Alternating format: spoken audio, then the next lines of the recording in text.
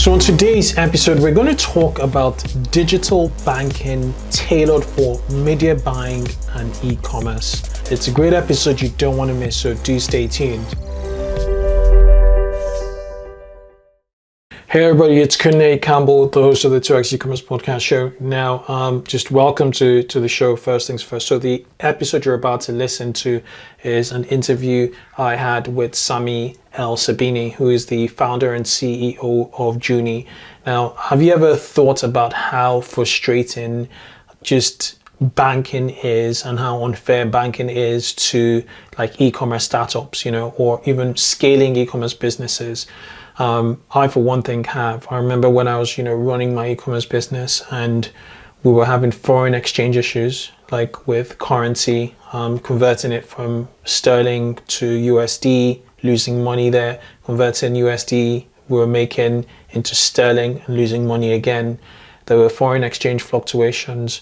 There was our PayPal account getting, frozen with our funds. We had tens of thousands of, of pounds or dollars, in the PayPal account frozen there.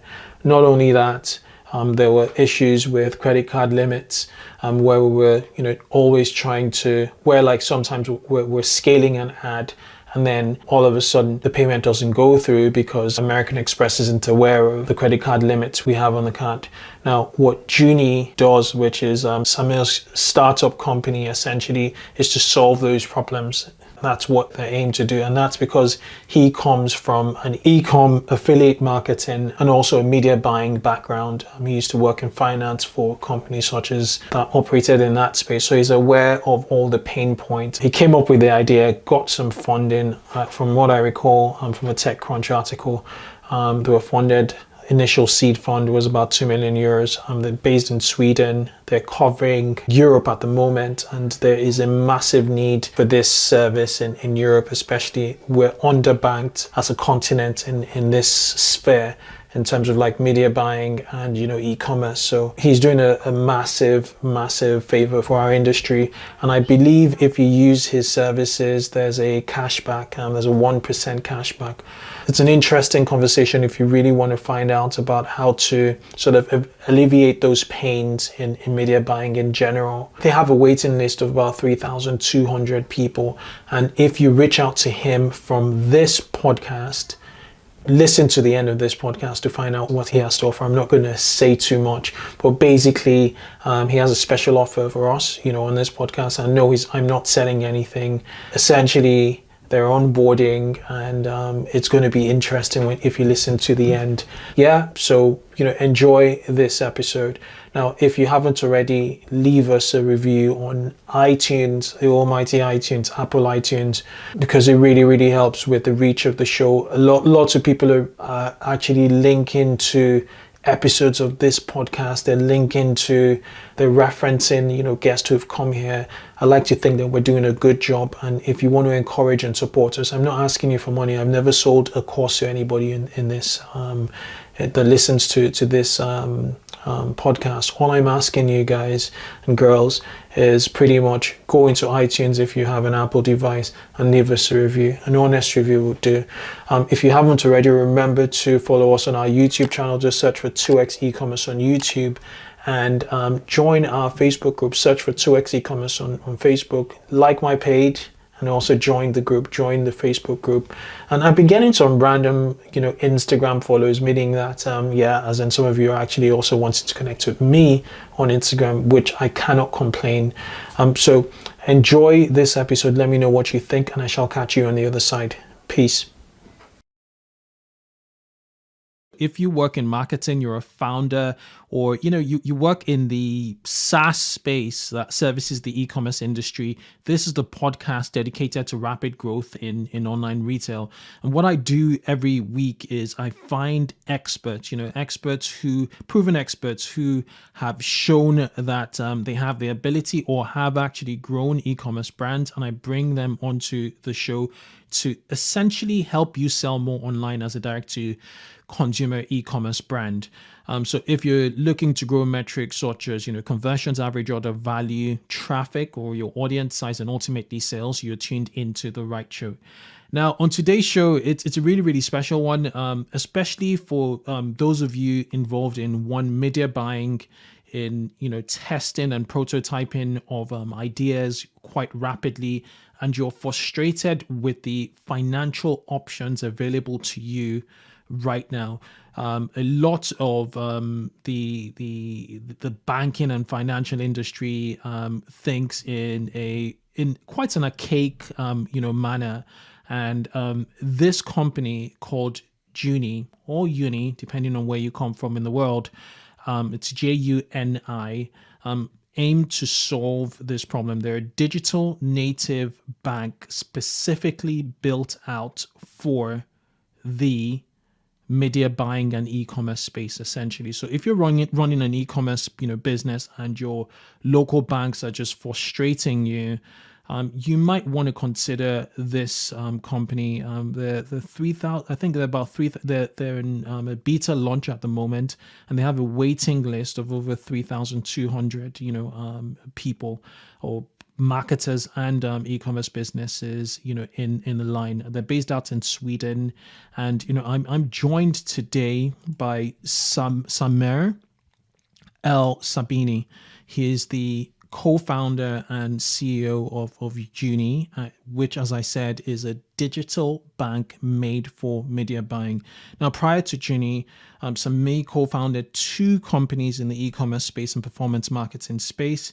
The first, he says, was a failure, and the second was a lifestyle success. I'd love to learn more about that. He's always been responsible for all so-called boring activities such as account financing, banking, and legals, which are essential, and he's been extremely frustrated with solutions out there. He was the COO of a fintech company and realized the possibility of building something better for our industry, the performance marketing and e-commerce industry. Decided to quit, raise some. He probably put the idea up. He's raised some money and he's put in Juni up. There's great traction thus far. And it just piqued my interest to have this conversation with him, because I think a member of his team joined our Facebook group, and I just loved what they were doing. Because a lot of the time when I sort of pre-select, people, a lot of the time when I pre-approve people into the Facebook group, I just check out what they're doing. And I looked at Uni and I was like, wow, okay, this looks really interesting. I'd like to have a conversation. We had a conversation and I was like, okay, let's definitely get this, interview on the way. I've babbled quite a lot. I'd like to welcome Samir to the show. Welcome, Samir. Thank you. Very happy to be here. It's a great honor. Brilliant. I probably haven't done you justice in terms of the introduction. Could you take a minute or two to just introduce yourself to listeners and viewers, please? Yeah, I think it was a great short story of me. So I'm from Gothenburg, Sweden. I'm a lawyer by trade, so that's one reason why I do the boring stuff. But never worked so long as a lawyer, so jumped over to my friends who was in the performance marketing industry. They were setting up a company, so I joined them. That was my first company. And then in the second company, we pivoted into more of a Shopify stores. We have around 20 different Shopify stores, email lists, and so on. Started off selling drones from China to different geos, and then we started up different product lines. But in both those companies, I think I learned both, how different it is to run an e-com from a financial perspective, but also, how much I didn't know. And I think that is also one of the main drivers behind Juni, that if I would have known what I know today, I think the first company would not have been a failure. So we want to be able to give all e-commerce marketers that access to what we call financial power. So after those companies, I joined a fintech, and there I was COO. And then there I learned about banking and setting up card programs and so. And I met my first co-founder, Anders, and his wife has a big e-com. And we shared the same frustration, but we also saw that it was possible to create something much better. And I think the main insight here is that all fintechs, most what we can call banking products out there in the first wave of challenger banks has been very generic. And when you have a generic solution, you can't make it, so deep or so valuable because you need to fit it for everyone. And what we saw that was that if we just focus on one target group, which we know, which we understand, and we also share the same pain with, we can make something much, much more, integrated, much more vertically valuable, and make something that can be great instead of just, a little bit better and cheaper than an old bank. Sounds there are so many things I could unpick from your short story there. One is a lawyer, moving into the digital space, into e-commerce, which I find very, very fascinating. So how hands-on were you at the time when you kind of switched gears or switched careers and were more involved into e-commerce? So I think in our first company we did everything. So I was helping with the campaigns.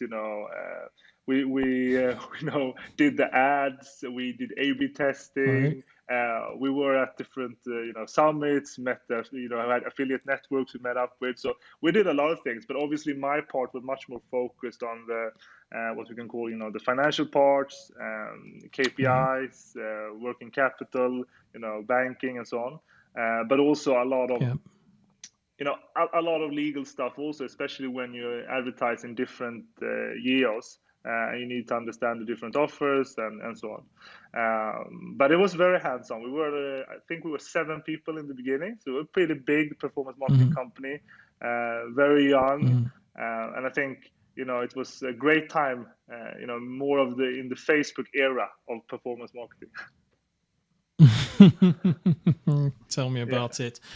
So this company that you were involved in, and we're going to jump into Juni very, very shortly. So this company you were involved in, was it like an agency and an eCom incubator type thing, or was it purely eCom? So what we did was that we had our own products, and we also tried, and I think this was also one part of our undoing, but we also tried to build software based on what we can call our internal processes that were valuable, which was very much centered around A/B testing creatives. So we built different tools in order for you to be able to A/B test your creatives, when you were marketing. But doing those two things in parallel took a lot of both financial costs, but also focus from the company.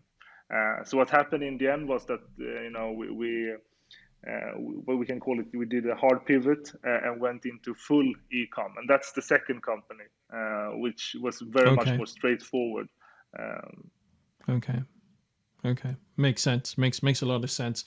Okay, so let's the first question I have around Juni is, and I'm going to stick to the term Juni, is more or less like banking is a global utility. So from a jurisdiction standpoint, how are you? What geos do you cover? What geos do you cover? So initially we cover UK and Europe or EU, minus Germany and Malta. And that was a sad surprise for us, but the financial inspections or regulatory authorities in Germany and Malta had different demands than the rest of the EU. So we are working on making Juni available there too, but initially it's the rest of the EU and UK. Okay, and are there any plans of expanding to North America? So I think that's actually something that is very interesting, because I think in the beginning we thought that we are from Europe, we understand the European landscape and the problems, and there is differences in the problems, but still we have a lot of customers on the waiting list from US. We have a lot of inquiries, so there's something with what we built and what we showcase in our demo that really attracts both US e-com and media buyers. Australia, we have a lot from Australia, a lot of Singapore, Hong Kong. So it feels like we have a shot, but I think that when you build a company, you always want to be as focused as possible. So that's a balance. Yeah. We also accept companies from Norway and Iceland. Okay. Okay, makes a lot of sense. Makes a lot of sense. Okay, so traditionally, what are the pain points for media buyers now, and how does Juni, plan to solve these pain points? What are the biggest pain points, marketers and Yeah. eCom companies are facing? Yeah, and I think when we looked at it from the beginning, and we start talk about this last year, in beginning of last year. So we have been, in the process of creating Juni for just 1 year, and we looked at our own pains, and I think we can categorize them in three parts. So you have one which we call knowledge or insights, that it's a pain to be, it's hard to get. Let's take a quick break to hear from our sponsors. Klaviyo is a growth marketing platform that powers over 25,000 online businesses. Klaviyo understands every single customer interaction and empowers brands to create more personalized marketing moments. Listen, analyze, and act on your customer data with Klaviyo. Visit klaviyo.com/2x. An oversight of how much money you have, how much spend you have, your different balances, on bank accounts, payment gateways. You fund different ad networks, and as soon as you start growing and you want to test, multiple sources, that becomes a headache. You need to log into, a lot of things all the time. And not only that, I think what I realized in my second company was that I always had to communicate. Like, I always had to get the question, how much can we spend on these ads? Okay, should we stop this campaign? Which is the best campaign to add more, spend on, and so on? Can we buy these many products? Like, what's the working capital? So that's, the first part. And that, I think, can be, from the beginning, it's very shallow in the sense that just showcasing the balances and flow of funds together. But the next level is advanced insights. The second part, I think, is what most people feel right here, and that's tools.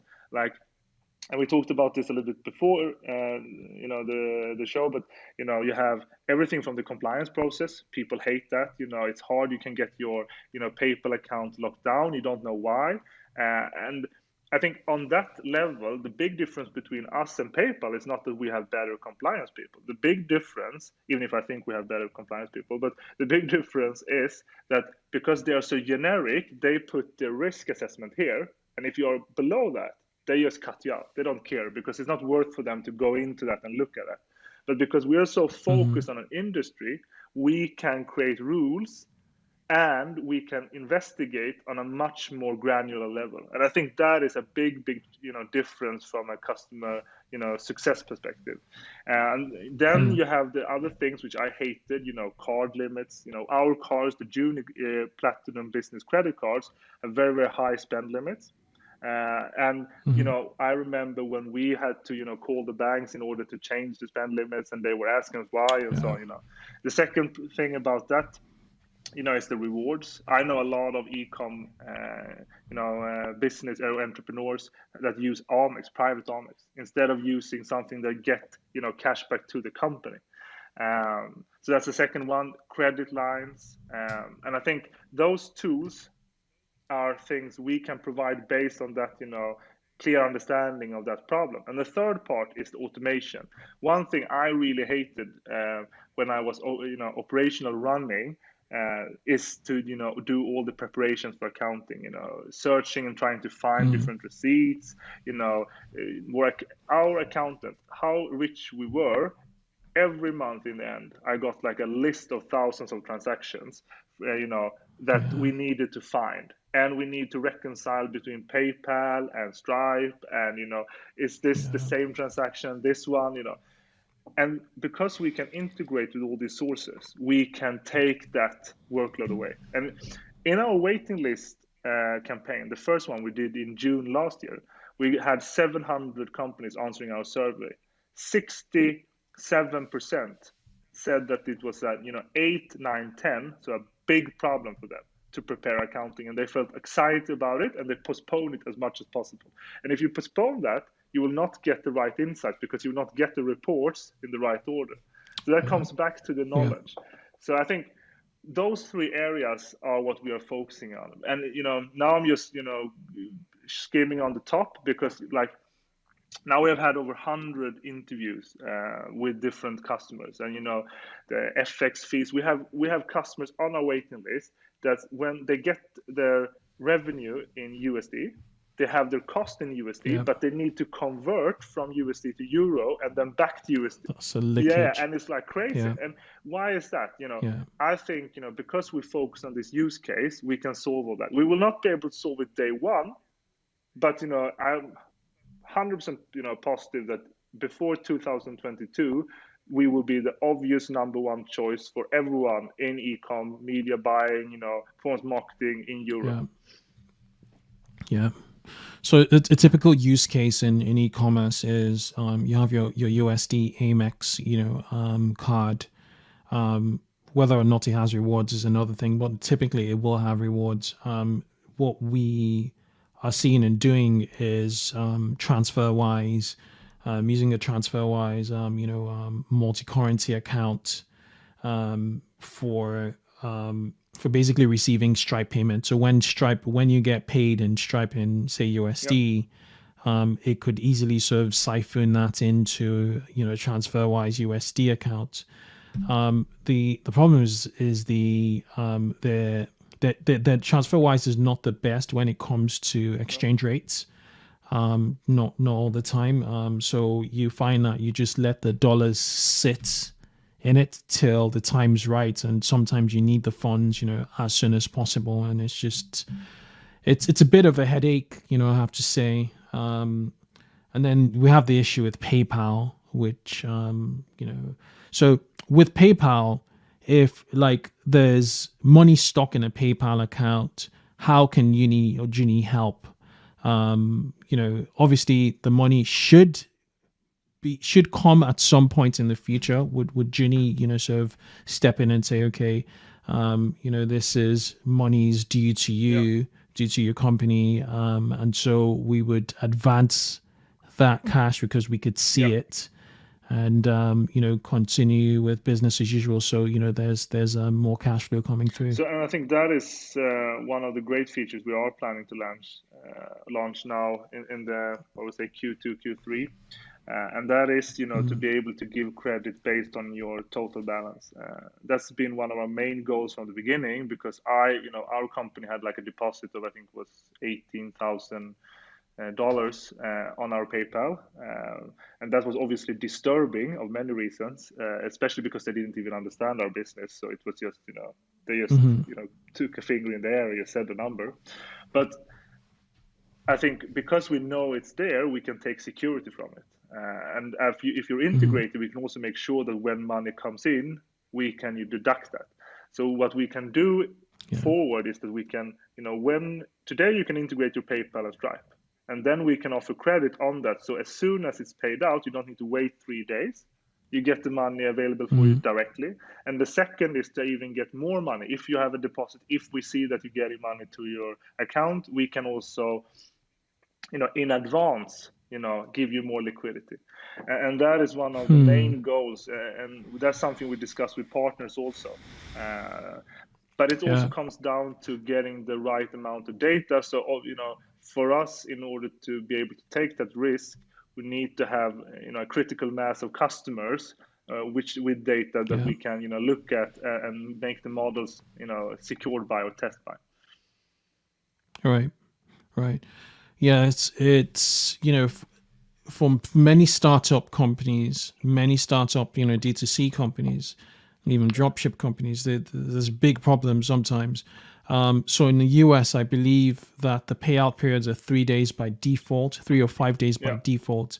And in the UK, by default, it's 7 days. It's 5 working days. However, once you show history, there's a certain transactional volume. This is Stripe I'm talking about. You hit, and once you hit it, you could reapply, and they'll shorten that 5 working days to 2 or 3 working days. You get it in 3 days.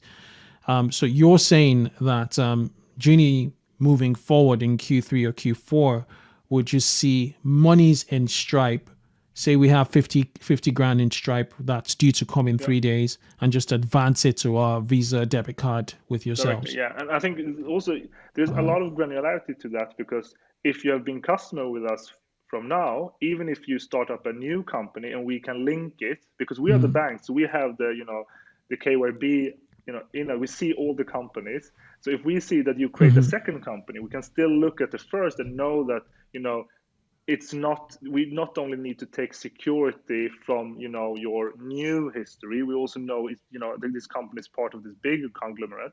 We can also look at your different accounts. Like Stripe only look at Stripe, but if you have a PayPal account and that's integrated with Juni, we can also see the flow from the PayPal account, and therefore know exactly, get the history much faster. And I think that is something we think is extremely exciting over time. And I also think that's one of the reasons.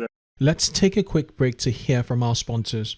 Did you know that cloud-hosted e-commerce platforms like Shopify and BigCommerce do not provide automatic backups? Rewind steps in to protect Shopify and BigCommerce stores with automatic backups. Rewind is trusted by over 25,000 stores. Install Rewind and get to test it for free over 7 days. And to extend the 7-day trial to 30 days, head over to rewind.io, their website, and mention 2x eCommerce. The investors are very excited about us, because we can be the natural center for a lot of these players, because it's very hard, I think, if you are an eCom today, to say, oh, I will only work with Stripe. That's not a reasonable direction to take. So what's the situation now? You're connected to two major payment gateways, the most popular, Stripe and PayPal. What are the integrations do you have at the moment? So we have integration with PayPal, Stripe, and we have integrations with over 5,000 banks in Europe. So that's the first ones. We're also working on a Gmail integration for the accounting preparation, and that's done, but we haven't released that before we can match the invoices directly. The next step is to focus on the customers on our waiting list. They have given us a lot of feedback on payment gateways they want to, integrate with Checkout, Molly, Klarna, and so on, and also the big eCom platforms. So Shopify, BigCommerce. So those are the ones we're going to start with, and then also some of the big affiliate network technologies, Everflow, and I think that will be a very interesting, next 4 months. And besides that, we're also focusing on the ad networks. But in many ways, what we've decided from day one is to develop together with the community. So we now have also I would say, rather big community on Facebook, and we want to be able to ask our customers, which ad networks are most important for you, and then see, where we should focus. So we don't, bring product to the table which we believe is perfect, but it's developed only for my own business and not for the whole media buying community. Finally, let's talk about credit. Credit, it seems like the e-com industry now is flooded with a lot of credit options. There's credit everywhere now. Whether we're talking at a platform level, Shopify will give you credit. Stripe has started to give credit. You have many institutions, many fintech institutions coming into finance, inventory, and ad buying. Facebook will give you credit. Very generous with their credit. Where do you see Juni in this landscape of credit? Where's the pain point? What pain points are you seeing in e-commerce, and how can you sort of de-risk from companies that are over reliant on credit, in the entire landscape, where they're taking credit from everybody they're doing business with? It's a great question. Obviously we've looked at a lot of these, Amazon Lending, Shopify, Capital, and so on. And I think we are focused very much on the short term, like we discussed before, when you're waiting for money to come in. So that's one part. And I think the second one is that, the vision from the beginning has not been to be like the competitor to Shopify Capital. What we want to be is the center. We will get a lot of information. And if you have Shopify Capital only looks at the Shopify data today. And what we want to be able to do is to showcase for our customers, all the different options they have, and then give them the best credit. And I don't care so much, honestly, about if we make any money from it, if we get a rev share, if there's zero. But we want to be the trusted advisor for the companies, because as you say, there is a lot of options out there. And I don't think most eCom, I myself, would never have the right oversight. So if we can say to you, okay, this is the credit options you have, these are the different fees or costs, these are the purposes, and these are the ones you can get together, and so on. And I think if we can do that and become the neutral face, and advisor, banks 400 years ago mostly were seen as advisors. I don't know so many banks today that people think of like an advisor, and I think we can be that because we are focused on one industry, and that is what we want to be. I don't want to have like a big balance sheet with and try to win over customers and make money of them going in debt. I think that's the wrong way to go. We want them to get the best credit to grow. And what I realized in my past companies was that it's so much about knowing how it works. Like we got credits because I was part of the company and I knew how to give the right data and which options there were out there. But if you would have if our company would not have had me, been only the other co-founders in that eCom, it would have been a much harder path for them to get the best credit facilities. And that's obviously not how it should be. I remember when I used Shopify the first time, I thought it was so great, so easy, so user-friendly. I didn't need to know, how to think of this and that, and we want the same for finance, that you can create an eCom, you can start up, you get the help you need, and you can trust that you will get the support from Juni, and you don't need to learn it by yourself by failure. Makes sense. Makes incredible sense. So, are you going to have an app, or is it going to be, do you have any plans for an app, a mobile app? Yes. For So actually, now we are 23 people, and the last new hire, or the most recent new hire, who started on Monday, is a very strong mobile app developer. So we will release an app. I can't say when, but hopefully this year we will have it for at least one of the two big platforms. But we see it all. I think that is, today it's necessary to be able to give the right user experience to have a mobile app. So that's one of our priorities for this year. Incredible. Okay, so rounding up, you have a Facebook group, right? For listeners, you just, if you want to find out more, just type out Juni, Juni, on Facebook, and browse through to groups, and you will find the Juni group, and you have 3,200 people on your waiting list. But you do have a special offer to 2x eCommerce listeners. We can jump the key. I'm going to let you. What is your offer to us? Yeah. So because we're free, it's hard for me to give any discounts, and we're giving 1% cashback, which is the highest in the industry. So, but what I can offer is if you email me at samir@juni.co, you will jump the queue and get an invite, this or next week. And I'm really happy to be here, and I hope a lot of you listeners liked what you heard, and want to test out Juni. It's still in beta, so it's a great product, but it's not perfect yet. But if you want to jump the queue and test it out, we're here for you. I appreciate that, Samir. You find a few people will want to jump the queue, so expect some emails. It's been an absolute pleasure having you. The great things that come out from Sweden. I'm just looking at my episode 16 of this podcast. This was back in, let me even check. It was back in, when was this? I can't even get the details here. it was 5 years ago anyway. I interviewed one of the founders of Klarna from Sweden, Nicholas Alderberth, and look at them now. I think their valuation was I think 18 billion or thereabouts. So fresh beginnings, and I wish Juni the very best. You guys are doing an amazing thing, and I like your hyper focus serving the e-commerce industry. So thank you so much. Thanks so much.